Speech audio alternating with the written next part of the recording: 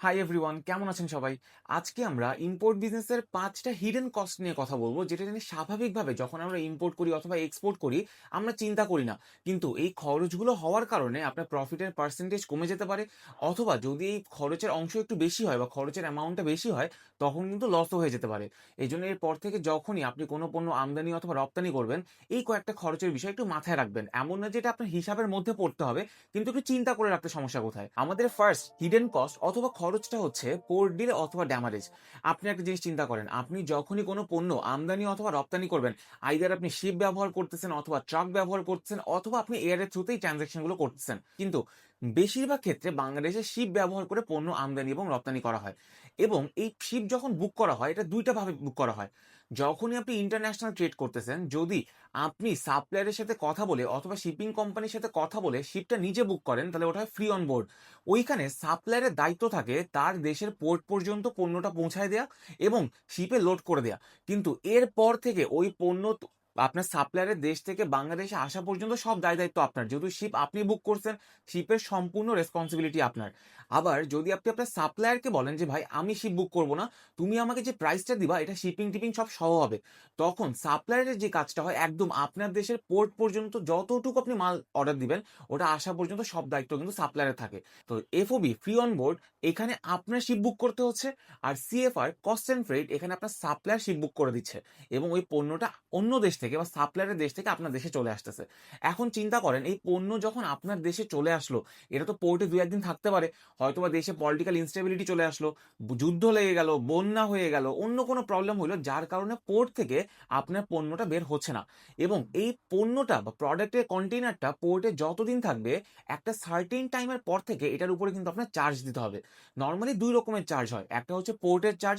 আপনার কন্টেইনার পোর্টে আসে, ওই জায়গায় আরো 10টা কন্টেইনার থাকতে পারতো, আপনি যেহেতু নিজের কন্টেইনার একটা ফ্রি টাইমের পরেও রাখতেছেন, তখন আপনার সরকারকে একটা চার্জ দিতে হয়। অথবা আপনি যে কন্টেইনারটা রাখতেছেন, এই কন্টেইনারের জন্য শিপিং কোম্পানিকে একটা চার্জ দিতে হয়। যেমন এটার একটা এক্সাম্পল দিই, আমি যখন আদা রসুন কন্টেইনার ইম্পোর্ট করি, তখন সাধারণত কোম্পানির সাথে আমার কথা বলা থাকে যে ভাই আপনি আমাকে 2 সপ্তাহ একটা ফ্রি টাইম দিবেন। তার মানে পোর্ট যখন চলে আসলো, পণ্য যখন পোর্টে চলে আসলো, তখন কোম্পানির সাইড থেকে 3 থেকে 4 দিন আমি এমনিও ফ্রি একটা টাইম পাই, যে এই টাইমের মধ্যে আমার কোনো ড্যামারেজ অথবা পোর্টের খরচ দিতে হয় না। 4 দিন পর থেকে 2 সপ্তাহ পর্যন্ত আমার কন্টেইনারের জন্য কোনো খরচ দিতে হয় না, কিন্তু এই কন্টেইনারটা পোর্টে থাকার কারণে 4,000 টাকা করে প্রতিদিন কিন্তু আমার পোর্ট অথরিটি অথবা সরকারকে টাকা দিতে হয়। আর যখন এই 14 দিন পার হয়ে যাচ্ছে, হয়তো বা বাজারের দাম উঠলো না বা কোনো একটা প্রবলেম হয়ে গেল, আমি কয়েকদিন আরো বেশি এই কন্টেইনারটা পোর্টে রাখতে চাই, তখন আমার কিন্তু শিপিং কোম্পানিকেও একটা চার্জ দিতে হয়। এবং এটা $40, $55, $90 এভাবে প্রতিদিন প্রতি কিন্তু বাড়তে থাকে। তো যখনই আপনি কোনো পণ্য আমদানি করবেন অথবা রপ্তানি করবেন, এই পোর্ট ড্যামারেজ এবং পোর্টের ডিলের বিষয়টা একটু চিন্তা করে রাখবেন, যে কোনো কারণবশত যদি আপনার পণ্য পোর্টে একটু বেশি ডিলে হয়ে যায়, হয়তোবা 14 দিনের জায়গায় 21 দিন লেগে গেল, তখন কিন্তু আপনার খরচটাও বেড়ে যাবে। এই বিষয়টা চিন্তা করে আমদানি রপ্তানি করবেন। আমাদের 2 নম্বর হিডেন কস্টটা হচ্ছে কোয়ালিটি মিসম্যাচ। এরকম অনেক সময় হয় যে সাপ্লায়ার আপনাকে হোয়াটসঅ্যাপে যে কোয়ালিটি দেখায় অথবা যে কোয়ালিটি স্যাম্পল আপনাকে বিদেশ থেকে আপনার দেশে আপনার কাছে পাঠায়, ওই কোয়ালিটির সাথে যখন পণ্য অ্যাকচুয়ালি বাংলাদেশে আসে সেটার মধ্যে কোনো মিল পাওয়া যায় না। যেমন হোয়াটসঅ্যাপে হয়তো আপনাকে যে কোয়ালিটি দেওয়া হলো ওইটা একটু এডিট করে দেওয়া হলো, অথবা ওইখানে বলা হলো যে এটা হচ্ছে গ্রেড এ অথবা এ গ্রেডের কোয়ালিটি। কিন্তু যখন পণ্য আপনার দেশে চলে আসলো এবং আপনি কাস্টম ক্লিয়ারেন্স করার পরে পণ্যটা দেখতে গেলেন, তখন আপনি দেখবেন যে না, এটা তো সি গ্রেড কোয়ালিটি। এই জন্য যখনই আপনি কোনো পণ্য আমদানি করতে যাবেন, আপনি এক্সপোর্টারের বিষয়ে আগে খুব ভালো করে জানতে হবে যে সে বাংলাদেশে আগে এক্সপোর্ট করছে কি করে নাই, বা আপনি যে প্রোডাক্টটা তার কাছ থেকে ইম্পোর্ট করতেছেন, এই প্রোডাক্টের নলেজ তার মানে কতখানি আছে, অথবা সে এই প্রোডাক্ট নিয়ে কতদিন ধরে কাজ করতেছে, কতখানি এক্সপোর্ট করছে, পৃথিবীর কোন কোন দেশে এক্সপোর্ট করছে। একটা মানুষ বা একটা ব্যবসায়িক যখন অনেক বেশি এক্সপোর্ট করে একটা প্রোডাক্ট, তখন তার একটা গুডউইল সেট হয়ে যায় এবং কোনোভাবেই সে গুডউইলটা নষ্ট করতে চায় না। যেমন এটা মাঝে মধ্যে আমার সাথে হয়, যে আমি যখন ইন্ডিয়া থেকে চাল ইম্পোর্ট করি, আমাকে হোয়াটসঅ্যাপে চালের যে কোয়ালিটি দেখানো হয়, বাংলাদেশে এক্স্যাক্টলি ওই কোয়ালিটি আসে না। কিন্তু যেহেতু এই এক্সপোর্টারদের সাথে আমি অনেকদিন ধরে কাজ করি, এই জন্য যখনই এরকম মিসম্যাচ হয় তখন তারা কিন্তু একটা ড্যামারেজ আমাকে দেয়। যেমন গত বছর আমার নাজিরশাল চাল আসে 200 টন। যেই কোয়ালিটি আমাকে দেখানো হয়েছিল সেটা ছিল পুরো ধবধবে সাদা এবং বেশ ফাইন কোয়ালিটি। কিন্তু যখন চাল বাংলাদেশে চলে আসে, তখন আমি দেখি যে এটা একটু অফ হোয়াইট কালার, ব্রোকেনের পার্সেন্টেজ একটু বেশি। তখন এই বিষয়টা আমি ছবি তুলে সাপ্লায়ারকে দিই, যে ভাই দেখেন, আপনি আমাকে হোয়াটসঅ্যাপে যে কোয়ালিটি দেখাইছিলেন এবং যে কোয়ালিটি অ্যাকচুয়ালি পাঠাইছেন সেটার মধ্যে কোনো মিল নাই। তখন এক্সপোর্টার নিজে বাংলাদেশে আসে, যেহেতু ইন্ডিয়ান এক্সপোর্টার পাশেই দেশ, সে তখন নিজে বাংলাদেশে এসে পোর্টে প্রোডাক্টটা চেক করে, কারণ সে তো আর একা আমাকে এক্সপোর্ট করে নাই, বাংলাদেশে তার আরো কিছু ইম্পোর্টার আছে, তাদেরকেও সে মাল দেয়। তখন সে সবার কোয়ালিটি চেক করে, চেক করে যদি দেখে দেখে যে অ্যাকচুয়ালি কোয়ালিটির মধ্যে কোনো মিসম্যাচ আছে এবং একরকম না, তখন সে মার্কেট অনুযায়ী মার্কেটে কি রেটে প্রোডাক্টটা সেল হবে ওই হিসাব করে সে বাকি টাকা আমাকে দিয়ে দেয় এবং বাকি তখন আমি এলসির পেমেন্ট করে দেই। সো যখনই আপনি কোনো পণ্য ইম্পোর্ট করতে যাবেন সাপ্লায়ারের বিষয়ে খুব ভালো মতো জানবেন। সাপ্লায়ার যে প্রোডাক্টটা নিয়ে ডিল করছে বা আপনারা ২ জন মিলে যে প্রোডাক্টটা নিয়ে ডিল করবেন, এখানে সাপ্লায়ার কতখানি রেপুটেবল বা কতখানি বুঝে এই বিষয়গুলো একটু জেনে নিবেন। আমাদের ৩ নাম্বার হিডেন কস্টটা হচ্ছে কারেন্সি ফ্লাকচুয়েশন। আপনি যখন বিদেশি সাপ্লায়ারের সাথে কোনো প্রোডাক্ট নিয়ে নেগোশিয়েট করবেন, ডিল করবেন, আপনি কিন্তু নিজের দেশেও একটা হিসাব করবেন যে আজকে যদি এই পণ্যটা আমি বিদেশ থেকে বাংলাদেশে নিয়ে আসি, আমার পণ্যের দাম এত পড়তেছে, আমার এখানে এত খরচ পড়তেছে। সব মিলায় আমার পুরা পণ্যের উপরে বা পুরা শিপমেন্টের উপরে খরচ কত এবং এটা আমি আমার কাস্টমারের কাছে বিক্রি করব কত দামে। কিন্তু যখন আপনি পণ্য হিসাবটা করলেন তখন হয়তোবা ডলারের রেট এক ছিল। ১ মাস ১.৫ মাস পর যখন আপনার শিপমেন্ট বাংলাদেশে চলে আসলো, তখন হয়তোবা ডলারের রেট বেড়ে গেল। এরকম মাঝে মধ্যে কিন্তু জিনিসটা হয়। যেহেতু ডলার রেট সবসময় ফিক্স থাকে না, মাঝে মধ্যে ডলার রেট বেড়ে যায়। তখন কিন্তু আপনার পণ্যের খরচও বেড়ে গেল। এবং ওই সময় মার্কেট খারাপ থাকতে পারে, মার্কেট আরো ভালো থাকতে পারে অথবা আপনি যে কাস্টমারের সাথে কথা বলছিলেন যে ভাই আমার পণ্য ২ সপ্তাহ বা ৩ সপ্তাহের মধ্যে চলে আসবে, এই রেটে পণ্য আপনার নিতে হবে আমার কাছ থেকে। এবং সেও আপনাকে বলছিল হ্যাঁ, যদি আপনি এই রেটে আমাকে প্রোডাক্টটা দেন আমি নিব। কিন্তু পোর্টে প্রোডাক্ট চলে আসার পরে হঠাৎ করে ৳১ অথবা ৳১.৫ কেজিতে বেড়ে গেল। ডলারে যদি ১০ সেন্ট, ১৫ সেন্ট বা ৫০ সেন্টেও কোনো চেঞ্জ আসে, এটা কেজিতে কিন্তু ৳১, ৳২, ৳৩ পর্যন্ত উঠে যায়। তো যদি এরকম হয় তখন আপনার কাস্টমারও বলবে যে, "না আপনার তো আসলে কথা ছিল এই রেটে আপনি আমাকে প্রোডাক্ট দিবেন। এখন যদি ডলার রেট বেড়ে যায়, আমি তো আসলে বেশি রেটে মাল নিয়ে বাজারে বিক্রি করতে পারব না।" কারণ মার্কেটে অলরেডি কিন্তু এর থেকে কম রেটে প্রোডাক্ট চলতেছে। তখন কিন্তু আপনার জন্য এটা একটা লসের প্রবলেম হয়ে যেতে পারে। তো যখনই আপনি পণ্য ইম্পোর্ট করবেন, আপনি সবসময় চেষ্টা করবেন যে একটা মিসসেলেনিয়াস খরচ রাখার। আমি যেই কাজটা করি যে আমি যখনই কোনো পণ্য ইম্পোর্ট করি, আমি তো সেটার একটা খরচ বের করি। খরচ বের করার পরে ২% থেকে ৩% একটা অ্যাডিশনাল খরচ আমি ওখানে এড করি। এটা এমন নয় যে এটা সবসময় ওখানে থাকবেই। পণ্য যখন বাংলাদেশে চলে আসলো, যদি আমার এই অ্যাডিশনাল খরচ না লাগে, তখন সেটা আমি কেটে দেই। আর যদি লেগে যায়, তখন আমি কাস্টমারের সাথে কিন্তু ওইভাবেই কথা বলি। এজন্য যখনই আপনি কোনো পণ্য আমদানি করবেন, যদি দেশে ডলার সংকট নাও থাকে, যদি কোনো প্রবলেম নাও থাকে, তারপরেও ১% অথবা ২% অ্যাডিশনাল একটা খরচ ধরে নিতে তো কোনো সমস্যা নাই। এটাতে কি আপনি প্রিপেয়ার্ড থাকলেন। আমাদের ৪ নাম্বার হিডেন কস্ট হচ্ছে ওয়ার্কিং ক্যাপিটাল ইন্টারেস্ট। আপনি যখন কোনো পণ্য আমদানি করবেন, তখন আপনার সাপ্লায়ারকে আগে থেকে অ্যাডভান্স পেমেন্ট করতে হবে। আপনার সরকারকে ট্যাক্সের টাকা দিতে হবে, ইন্স্যুরেন্সের টাকা দিতে হবে, সিএনএফ এর খরচ আছে, ব্যাংকের খরচ আছে, এরকম আনুষঙ্গিক কিন্তু অনেকগুলো খরচ আছে। এবং এই পণ্য যখন আমদানি করবেন, তখন শিপের মধ্যে একটা টাইম লাগবে। যদি আপনি চায়না থেকে কোনো পণ্য আমদানি করেন, তাহলে ৩০ দিন পর্যন্ত আপনার টাকা কিন্তু শিপের মধ্যে স্টাক। ওই পণ্য যতক্ষণ পর্যন্ত আপনার কাছে এসে আপনি ওটা বিক্রি করে টাকা উঠায় না নিচ্ছেন, ওই টাকা কিন্তু স্টাকই ধরা হবে। তার মানে পণ্য পোর্টে আসার পরে যদি সেটা আপনি বাকিতে বিক্রি করেন, তখন একটা ক্যাশ সাইকেলের মধ্যে আপনি পড়ে যাবেন। আপনার কাস্টমার আপনাকে ২০ দিন, ৩০ দিন, ৪০ দিন, ৬০ দিন পরে হয়তোবা টাকা দিবে। তাহলে এই যে পণ্য ১ মাস লাগলো আসতে, তারপর ২ মাস আপনার কাস্টমারের কাছে, ৩ মাস ধরে প্রোডাক্টটা স্টাক। এখন আপনার চিন্তা করতে হবে যে আপনি এই ৩ মাস ধরে এই বিজনেসে ইনভেস্ট করে যে প্রফিটটা পাচ্ছেন, এটা কি আসলে ওয়ার্কিং ক্যাপিটাল ইন্টারেস্ট হিসেবে ভালো নাকি খারাপ? কারণ কথার কথা আপনি ব্যাংক থেকে ৳১,০০,০০,০০০ ইন্টারেস্ট নিলেন।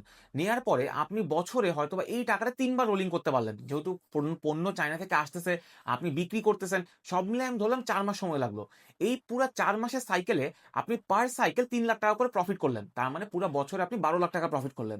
এখন ৳১,০০,০০,০০০ উপরে বছর শেষে সরকারকে অথবা ব্যাংকে আপনার টাকা দিতে হচ্ছে ৳১২,০০,০০০, ইন্টারেস্ট দিতে হচ্ছে। তাহলে কিন্তু আপনার প্রফিট কিছুই থাকলো না। অথবা আপনি ধরলেন যে আপনি আজকে চায়না থেকে আদা রসুন ইম্পোর্ট করবেন।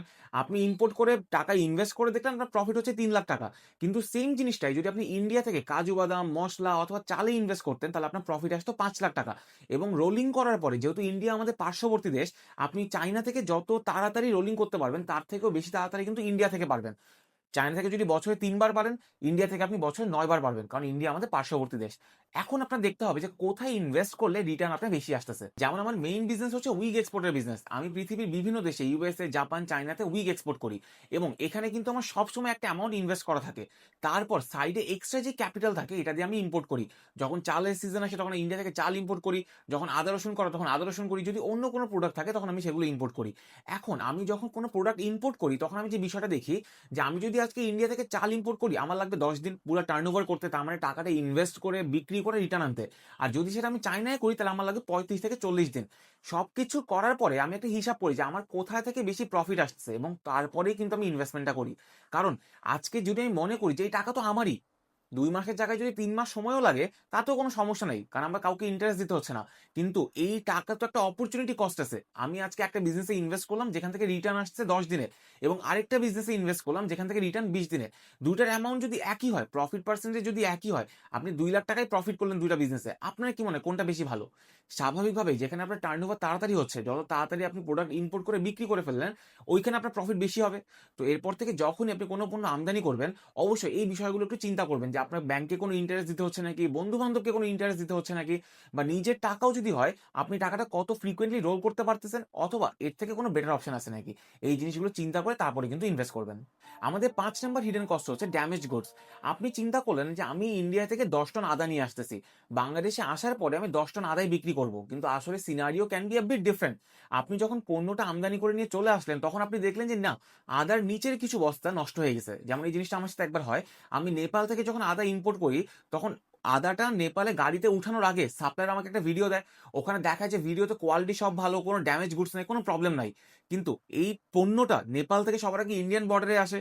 ওখানে কাস্টম ক্লিয়ারেন্স হয়। ইন্ডিয়ান বর্ডার থেকে বাংলাদেশি বর্ডারে আসে। এখানে কাস্টম ক্লিয়ারেন্স হয় এবং তারপর কিন্তু আমার গোডাউনে আসে।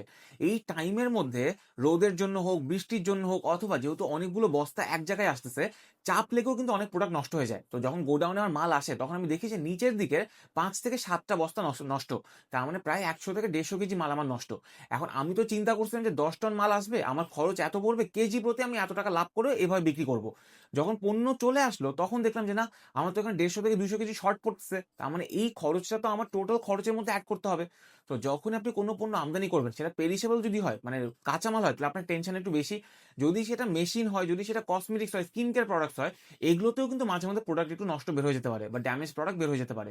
এজন্য যখন আপনি ইম্পোর্ট করতেছেন, যেভাবে আপনি কোয়ালিটি মিসম্যাচের জন্য অথবা অন্যান্য খরচের জন্য একটা ১ থেকে ২% অ্যাডিশনাল খরচ ধরে রাখেন, আপনি ড্যামেজ গুডস এর জন্যও কিন্তু ১ থেকে ২% একটু এড করে রাখবেন।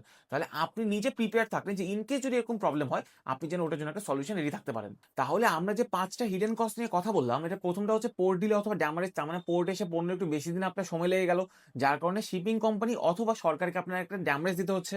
২ নম্বর হচ্ছে কোয়ালিটি মিসম্যাচ। আপনার সাপ্লায়ার আপনাকে হোয়াটসঅ্যাপে যে কোয়ালিটি দেখাইলো এবং যে কোয়ালিটি অ্যাকচুয়ালি পাঠাইলো, এটার মধ্যে কোনো মিল নাই।